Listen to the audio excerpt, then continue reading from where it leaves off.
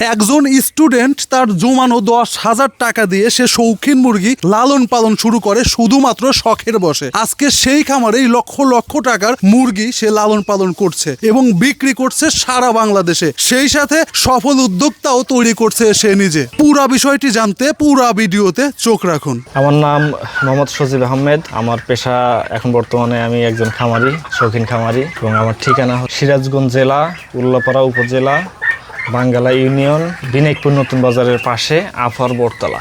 এই যে আমরা আপনার খামারে এসে দেখতে পাচ্ছি যে আপনি বিভিন্ন জাতের শৌখিন মুরগি লালন পালন করছেন, আর ছোট বড় মিলিয়ে মোটামুটি 3টা শেড। এই মুরগি লালন পালনে আপনি কিভাবে আসলেন? মুরগি লালন পালনে মূলত আসলে ওইভাবে পরিকল্পনা ছিল না। আমি যখন স্টুডেন্ট ছিলাম, এটা আমার চিন্তা ভাবনা আসে হচ্ছে প্রথমে ইউটিউব দেখে আমার আসলে ভালো লাগে মুরগি। আচ্ছা আচ্ছা আচ্ছা আচ্ছা। ভালো লাগার থেকে আমার মুরগি আসলে কেনার পরে মূলত শখ করেই কিনছিলাম। তখন আপনি প্রথমে কয়টা মুরগি কিনলেন এবং কি জাতে?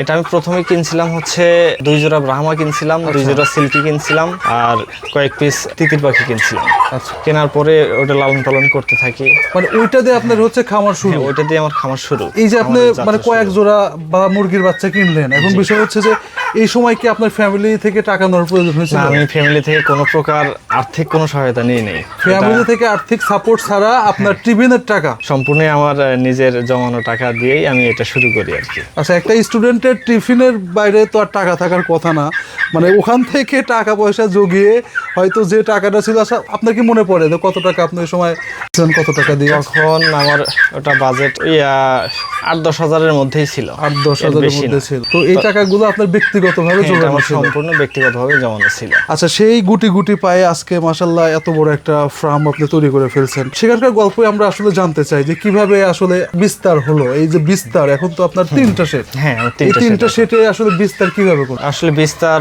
হয় হচ্ছে আপনার যখন মুরগিগুলো কিনা মুরগিগুলো পালন করতে থাকি। মূলত আমার শখে কেনা ছিল, পালন করতে থাকি। পালন করতে করতে আমি একটা ইউটিউব চ্যানেল খুলি, শখ করে একটা ইউটিউব চ্যানেল খুলে আমি ভিডিও আপলোড করতে থাকি। ওটা ভিডিও আপলোড করাটাও হচ্ছে শখ করেই। আমার তখনও বাণিজ্যিক কোনো পরিকল্পনা ছিল না। মানে আমি শৌখিন মুরগি লালন পালন করতেছি এবং ভিডিও করে মানুষকে দেখাচ্ছি যে আমি এটা লালন পালন করি, এতটুকু পর্যন্ত। হ্যাঁ, জাস্ট শো পোস্ট ছিল। জি জি। পোস্ট করতে দেখে অনেকেই অনেক পজিটিভ কমেন্ট করে, অনেকেই সংগ্রহ করতে চায়, ভিডিও নিচে কমেন্টস করতেছে। হ্যাঁ, অনেকে কমেন্টস করতেছে এবং এগুলো সংগ্রহ করতে চায়, সংগ্রহ করার সোর্স জানতে চায়। আচ্ছা আচ্ছা। অনেক পজিটিভ কমেন্ট পাই। সেখান থেকে আমার ধারণা হলো যে কমেন্টের মাধ্যমে তো ওইভাবে রিপ্লাই অতটা দেওয়া সম্ভব হয় না, ওইভাবে যোগাযোগ করাও সম্ভব হয় না। আচ্ছা। তখন আমি আমার কিছু ভিডিও মেক করি হচ্ছে ওখানে ডিসপ্লেতে আমি নাম্বার দিয়ে দিই, ফোন নাম্বার দিয়ে দিই, স্ক্রিনে আমার ফোন নাম্বার দিয়ে দিই। ফোন নাম্বার দিয়ে দিলাম, প্রচুর ফোন আসে। এক পর্যায়ে আমি শখের জন্য যে মুরগিগুলো কিনছিলাম, ওইগুলো আমার ইচ্ছা ছিল না বিক্রি করার, কিন্তু আমি যে দামে কিনছিলাম, আমি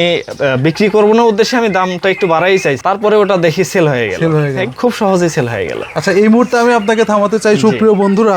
এই জায়গাটাই হচ্ছে পয়েন্ট, যে একটা স্টুডেন্ট থাকা অবস্থায় যে কিনা নিজে শখ করে মুরগি কিনলো, যে নিজে লালন পালন করবে, কারণ তার দেখতে ভালো লাগতেছে। একটা পর্যায়ে সেই শখের মুরগি ছাড়তো সে ইউটিউবে, আর যখন এগুলো দেখে আরো মানুষের ভালো লাগা শুরু হইলো, তখন কিন্তু ভাইয়ের কাছ থেকে রিকোয়েস্ট করেই সেই মুরগিগুলো কেনে। আর ভাই একটু চড়া দামে মূলত দেয় এই কারণে যে সে বিক্রি করবে না, কিন্তু চড়া দাম বলার পরেও সাধারণ মানুষগুলো সেগুলো নিয়ে নিচ্ছে। আর এভাবেই একজন সাধারণ মানুষ কিন্তু শৌখিন মুরগির খামারে হয়ে উঠতেছে। মানে একটু ভালোভাবে খেয়াল করেন যে উনি কিন্তু কোনোভাবেই এটা নিয়ে কোনো কিছু করতে চায় নাই, বা বড় একটা খামার বা বড় কোনো কিছু পরিকল্পনা উনার ছিল না। মানে উনি হুট করেই যখন দেখলো যে বিক্রি হয়, তখন তো এখান থেকে প্রফিট আসতেছে।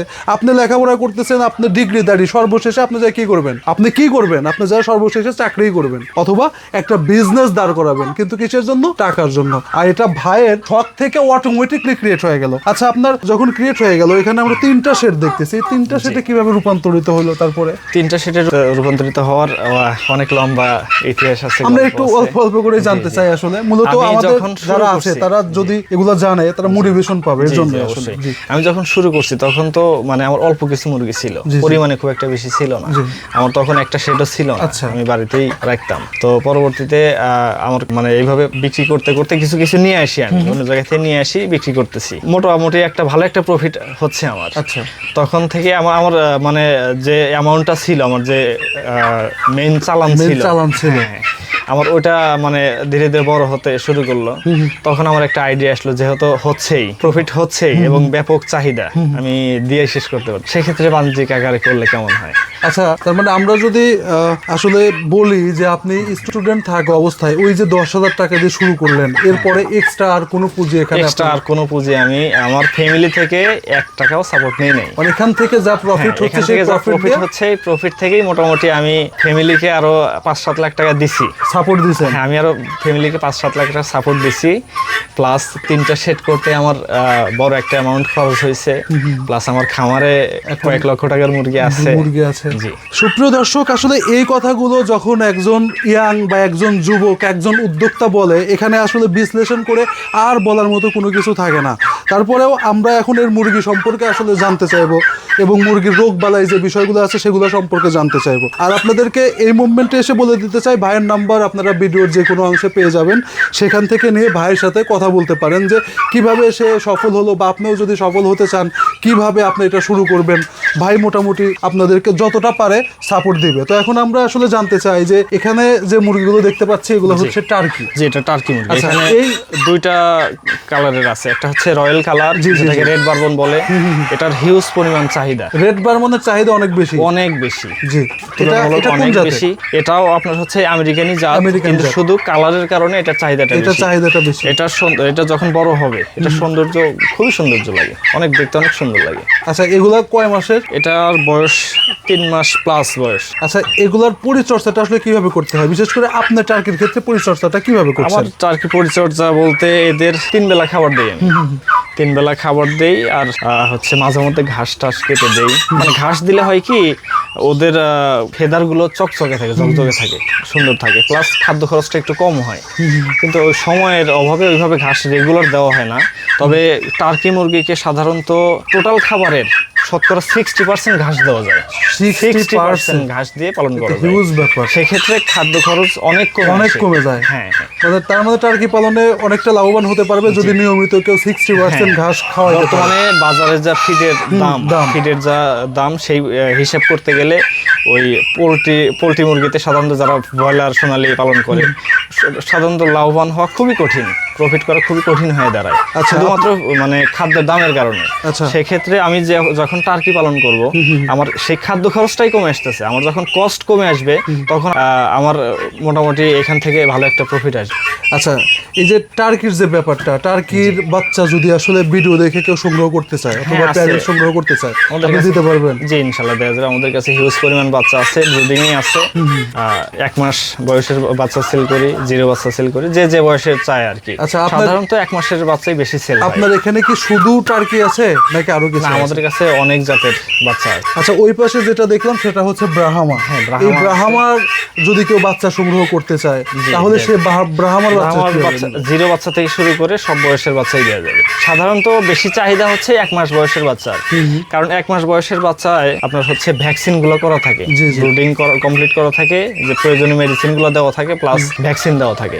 1 মাস বয়সের মধ্যে ভ্যাকসিন দেওয়া থাকলে 23-24 দিন বয়সের মধ্যে ভ্যাকসিন গুলো কমপ্লিট হয়ে যায়, মোটামুটি 4টা ভ্যাকসিন। নতুন যারা খামারি আছে তারা ব্রুডিংটা কমপ্লিট পাইলো, প্লাস ভ্যাকসিন গুলো দেওয়া থাকলো, তাদের ইজি হয়ে যায়। তারা নিয়ে শুধু খাবার আর পানি দিয়ে রাখবে। আচ্ছা, আপনি আমাকে বলেন তো, যে এই যে আপনি এগুলো বিক্রি করতেছেন, উৎপাদন করতেছেন, মাশাআল্লাহ অনেক সুন্দর। তো আপনি আমাকে এই জিনিসটা বলেন যে আসলে সবচেয়ে ঝুঁকির সময়টা আসলে কখন, কোন সময় ঝুঁকি হয় এগুলো লালন পালন? এগুলো আসলে যদি সঠিকভাবে পরিচর্যা করা যায়, যত্নে রাখা যায়, পরিষ্কার রাখা যায়, সেক্ষেত্রে ঝুঁকি খুব একটা দেখি না আমি। সাধারণত এদের রোগবালাই ওইভাবে পাই নাই। মানে এদের মেইন হচ্ছে পরিষ্কার রাখতে হবে, একটু যত্ন করতে হবে। এদের যত্ন করলে দেশি মুরগি, আমি মনে করি দেশি মুরগির চেয়ে এদের রোগ প্রতিরোধ ক্ষমতা বেশি। আমরা যদি আসলে অল্প অল্প করে যত্নের বিষয়টা টোটাল শুনি, মানে এটাতে কোন কোন জিনিসগুলোতে বা কোন কোন দিকে সবচেয়ে বেশি খেয়াল রাখতে হয়? এটা খেয়াল রাখতে হয় মেইনলি খামারে, মানে শুরুই হয় হচ্ছে অ্যামোনিয়া গ্যাস থেকে। অ্যামোনিয়া গ্যাস এটা হচ্ছে যখন অপরিষ্কার রাখবো, তখন এই অ্যামোনিয়া গ্যাসটা তৈরি হয়। এই অ্যামোনিয়া গ্যাস থেকে সব ধরনের রোগের উৎপত্তি হয়। আর মূলত সাধারণত ওই মাঝে মধ্যে একটু ঠান্ডার মানে ভাব বোঝা যায়, এর বাইরে আমি রোগ বালাই তেমন খুব একটা পাই নাই। আচ্ছা, তার মানে আপনি যেটা বলতে চাচ্ছেন যে পরিষ্কার পরিচ্ছন্নতার দিকে পরিষ্কার যদি পরিচ্ছন্নতা। বেশি খেয়াল রাখা যায় জি, জি। তাহলে ইনশাআল্লাহ বায়োসিকিউরিটি মেইনটেইন করতে হবে। বায়োসিকিউরিটি মেইনটেইন অনেকটা জরুরি। জি। আচ্ছা, এখন আপনার কাছে টোটাল কি কি জাতের আসলে শৌখিন মুরগি আছে? আমার কাছে এখন আছে হচ্ছে আপনার সিল্কি আছে, ব্রাহ্মা আছে, টার্কি আছে, কোচিন আছে, সুলতান আছে, মালয়েশিয়ান শর্ট সেরেমা আছে, কাদাকনাথ আছে কালো জাতের যেটা, আর তারপরে হচ্ছে আপনার কিছু তিতির আছে। তিথির আছে, অর্থাৎ এই যে মানে শৌখিন মুরগিগুলোর কথা বললেন, এগুলোর যদি বাচ্চা কেউ নিতে চায় খুব ইনশাআল্লাহ সহজে আপনার সাথে যোগাযোগ করলে নিতে পারবে। জি। আমাদের এই ভিডিওগুলো তরুণ অনেক উদ্যোক্তা আছে, হয়তো বা প্রবাসীরা দেশে এসে চেষ্টা করবে, অথবা অনেক বাড়িতেই মহিলারা থাকে যাদের কোনো কাজ থাকে না, তো তারা হয়তো শুরু করবে, তারা তো নতুন, তারা আসলে তেমন কোনো কিছু বুঝে না। সেক্ষেত্রে আপনি কি তাদের সাপোর্ট করবেন কিনা বা হেল্প করবেন কিনা? ইনশাআল্লাহ সব ধরনের তথ্য দিয়ে হেল্প করা যাবে। আমার যতটুকু অভিজ্ঞতা আছে সেখান থেকে আসলে যতটুকু সম্ভব ইনশাআল্লাহ চেষ্টা করব। শুধু বাচ্চা ক্রয় করার জন্যই যে ফোন দিতে হবে এমনটা না, আমার কাছে যে কোনো পরামর্শের জন্য ফোন দিলে ইনশাআল্লাহ সাপোর্ট পাবে। মানে তারা চাইলে নতুন পরামর্শের আছে, জন্য জি, আপনাকে ফোন দিতে পারে। জি। কারণ একজন যদি নতুন উদ্যোক্তা হতে চায় তাহলে তো অবশ্যই তাকে এই বিষয়গুলো অবশ্যই। সম্পর্কে জানতে হবে। না জেনে অথবা ঘর মেরামত না করে সে কিন্তু কিনলে কখনোই সফল হতে পারবে না। তো সুপ্রিয় দর্শক, আপনারা চাইলে ভাইকে ফোন দিতে পারেন এবং ফোন দিয়ে তার কাছ থেকে মোটামুটি ডিটেলসে জেনে এবং কিভাবে লালন পালন করলে আপনার জন্য ভালো হবে সেভাবে জেনে শুনে তারপরে কিন্তু ওনার কাছ থেকে টার্কি নিতে পারেন। আপনারা সারা বাংলাদেশে দিচ্ছেন? আমরা সারা বাংলাদেশে ডেলিভারি দিচ্ছি বাসের মাধ্যমে। আচ্ছা, নতুন কোনো ভাই যদি আসলে এখানে আসতে চায় যে আমি খামারি হব, তাদের কিভাবে আসলে খামার সেক্টরে আসা উচিত? আসলে নতুন যারা আসতে চায়, খামার ব্যবস্থাপনা সম্পর্কে তাদের ধারণা থাকে না, সেক্ষেত্রে এই খামার সেক্টরে সফল হতে হলে অবশ্যই অভিজ্ঞতা থাকতে হয়। আমার পরামর্শ থাকবে সেক্ষেত্রে যে প্রথমেই মানে বড় পরিসরে না করে ছোট পরিসরে করে একটা বাস্তব অভিজ্ঞতা অর্জন করতে হবে। জি। করে তারপরে যদি মনে হয় যে না এখান থেকে প্রফিট করা সম্ভব, ভালো কিছু করা সম্ভব, তাহলে সে বড় করতে পারে। মানে শুরুটা সে শুরুটা ছোটভাবে করতে হবে এবং তার উপরে ডিপেন্ড করে যদি পরবর্তীতে অনেক বড় করা যায় সেটা করে নেবে। সেটা তখন ভালো মন্দ সে নিজেই বুঝতে পারবে। গুড কথা বলছেন। একটা আরেকটা বিষয় হলো যে এখন এই আপনার খামার নিয়ে মাশাআল্লাহ 3টা খুব সুন্দর চমৎকার সেট, এবং আমরা এখানে যে মুরগিগুলো দেখেছি শৌখিন মুরগি, প্রত্যেকটা মুরগি অনেক সুন্দর মাশাআল্লাহ। আপনার এই খামারটা নিয়ে ভবিষ্যৎ পরিকল্পনা কি?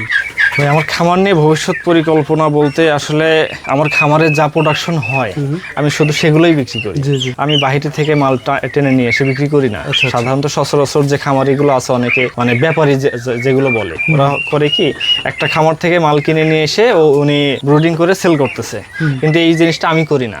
আমি আমার খামারে উৎপাদন করে আমি সেল করি। আচ্ছা। আমার খামারে যা প্রোডাক্ট আছে মানে এতে আর যে চাহিদা আমি ঘাটতি পূরণ করতে পারি না। সেক্ষেত্রে আমার ইচ্ছা আছে যেন আমি আমার খামারে উৎপাদন করে আমি সারা বাংলাদেশে ছড়াই দিতে পারি। মোটামুটি একটু বড় পরিসরেই করতে চাই, এবং এটা আমার ইচ্ছা আছে। আমি যেহেতু একা কাজ করি খামারে, একা আসলে সময় ম্যানেজ করাও কঠিন হয়। আমি আরো দু একজন লোক যেন আমার খামারে কাজ করার মতো সিস্টেম করা যায়। এতটুকু বড় হলে ইনশাআল্লাহ। আচ্ছা সজীব আহমেদ, আপনার চিন্তা চেতনা এবং খামার নিয়ে যে প্ল্যান, এটা মাশাআল্লাহ অনেক সুন্দর। সুপ্রিয় দর্শক, আপনাদেরকে বলতে চাই সজীব আহমেদ ভাই উনি মূলত চাই উনার খামারটা আরেকটু বড় করতে, এতটুকু বড় যতটুকু বড় দিয়ে মানুষকে ভালো প্রোডাক্টটা মানুষের হাতে পৌঁছানো যায় এবং আরো একজন নতুন উদ্যোক্তাকে খুব সুন্দরভাবে উদ্যোগী বানিয়ে একজন সফল খামারি বা সফল উদ্যোক্তা বানানো যায়। তো সজীব ভাইয়ের সাথে কথা বলে অনেকটা ভালো লাগলো। আপনারাও ভালো থাকবেন, আর সজীব ভাইয়ের কাছ থেকে আজকের মতো বিদায় নিচ্ছি। সজীব ভাই ভালো থাকবেন। ঠিক আছে।